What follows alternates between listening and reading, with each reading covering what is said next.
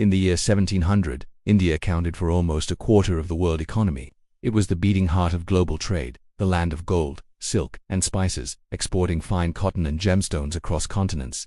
Its cities glowed with craftsmanship and commerce. Bengal alone was richer than all of Britain, but by 1947, when India finally gained independence, its share of the world economy had fallen to below 4%. The difference didn't disappear, it was taken, not only through conquest, but through ledgers, taxes, and trade laws. Welcome to the Financial Historian, where money, power, and history collide, and nothing is as simple as it seems. For 2 centuries, the British Empire engineered one of the most efficient extraction systems in human history. They didn't merely rule India, they profit-engineered it. They transformed a civilization that once exported luxury goods to Rome, Arabia, and China into a cheap raw material supplier for British industry. And they did it through a quiet revolution in accounting. This is not a story about nationalism or revenge. It is a story about mathematics, about how one of the richest societies on earth became one of the poorest. Not through war, but through financial design. To understand this, we must start at the beginning, long before the Union Jack flew over Delhi, in the early 1600s. India was ruled by the Mughal Empire, a vast advanced civilization of nearly 150 million people, almost a quarter of the world's population. The Mughals oversaw a booming agricultural system, advanced irrigation, and bustling ports. Indian textiles were so valuable that European traders sailed for months to obtain bolts of cotton, pepper, indigo, silk. All of it flowed out through the ports of Surat and Calcutta. India ran a trade surplus with almost everyone. Gold and silver flowed into the subcontinent, not out. But across the sea, a small island nation was rising, ambitious, armed, and organized around something new: the Joint Stock Company. In 1600, Queen Elizabeth I granted a royal charter to a group of London merchants, the East India Company. It wasn't a government, but it would become one. It had shareholders, a board of directors, and soon an army. At first, the company was just another trader in a crowded marketplace.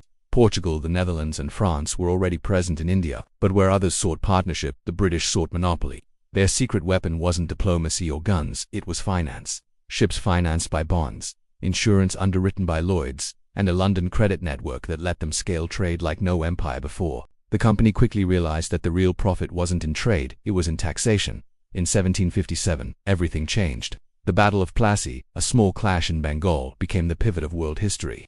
With fewer than 1,000 British soldiers and a handful of local allies, the East India Company defeated the Nawab of Bengal. But the real victory came afterward. The company installed a puppet ruler, granting itself the right to collect Bengal's taxes. That moment marked the birth of corporate colonialism. Within a decade, the company was draining tens of millions of pounds out of Bengal every year, a wealth transfer so large it triggered inflation, famine, and economic collapse. London boomed, Calcutta starved. To the British Parliament, profits were staggering. Dividends soared, share prices exploded. Investors in London grew rich on Indian taxes collected from farmers who could barely eat. The company had become something the world had never seen, a private empire with its own currency, army, and judiciary. And when famine struck Bengal in 1770, killing around 10 million people, company revenues still rose. Taxes were still collected. Grain was still exported. For London investors, it was a good year. Markets had replaced mercy. British economists justified it as civilization. Railways, law, English education, all presented as gifts, when each was engineered for extraction. Railways connected cotton fields to ports, not Indians to each other. Schools trained clerks, not an educated middle class. Courts enforced debt, not rights. Railways guaranteed British investors a 5% return backed by Indian taxpayers. The profits flowed to London. The costs stayed in Calcutta. It was the financial equivalent of a vampire system, one that drained without bleeding. The mechanism became so efficient it earned a name: the drain of wealth. Dadabhai Naoroji, in his 1901 classic Poverty and Un-British Rule in India, described it as the bleeding of India. He estimated that India was losing hundreds of millions of pounds annually, wealth that funded Britain's industrial revolution and imperial wars. Historians estimate that between 1765 and 1938, Britain extracted the modern equivalent of $45 trillion from India. The number is staggering, but the human cost was greater. India, once an exporter of luxury goods, became an exporter of raw cotton, opium, and grain, while importing British manufactured goods. Local artisans collapsed under unfair policy. Entire textile towns like Dhaka fell to ruin. By the mid-1800s, India had gone from the world's largest textile producer to a mere supplier of raw cotton for Manchester's mills. Famines multiplied, wages collapsed, yet Britain grew richer. It wasn't an accident, it was a business model.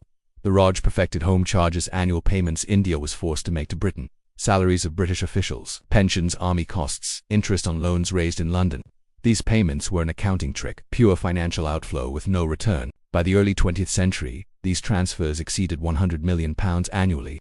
The empire's cost was paid by the colonized. Indian revenues funded British wars, British officials abroad, even British civil servants' pensions. Indian soldiers fought from Sudan to Singapore, their wages paid by Indian taxpayers. It was colonial finance, privatized profit, socialized cost. After 1857, direct crown rule replaced the company, but the machinery stayed. Empire no longer needed conquest, only contracts. When the British fought in Afghanistan or Burma, India paid. British railways profited. Indian taxpayers covered the losses. Empire had found its final form, debt. After independence in 1947, India inherited poverty, destroyed industries, and a hollowed-out economy. And the world it entered was financially globalized, built on the same mechanisms the empire had pioneered. Developing nations exported raw materials, imported finished goods, and borrowed in foreign currencies. It was colonial extraction. Updated today it's called debt dependency or structural adjustment. The IMF and World Bank don't need armies. They use loans, austerity and policy conditionality. Each year, developing countries send over $200 billion more to wealthy nations than they receive in aid. The drain hasn't reversed, it has digitized. The empire has collapsed, but the spreadsheets still run. This is the quiet truth of global capitalism. It was built on the blueprint of empire, but India endured. And that may be the last twist of the story. Despite 2 centuries of plunder, famine, and fragmentation, India rebuilt. It nationalized key industries, reformed its currency, and began reclaiming what was taken not through revenge, but reinvention. Today, India is one of the world's fastest-growing economies, yet the scars of the past remain. The wealth gap between the global north and south still reflects old colonial trade routes now transformed into capital flows. It raises a question every generation must face. If a system rewards extraction more than creation, can it ever be truly free? Because the British Empire proved not that empires fall, but that they adapt. India proved that even the most exploited nations can rise again. But recovery takes time. Extraction is instant. That is the cruel arithmetic of empire. The British didn't conquer India with armies alone. They conquered it with accountants, and the ledger they opened in 1757 is still being balanced, just with different names and newer tools. History does not repeat, but balance sheets rhyme. If this gave you a new perspective, subscribe. History has answers. I'll show you where to look.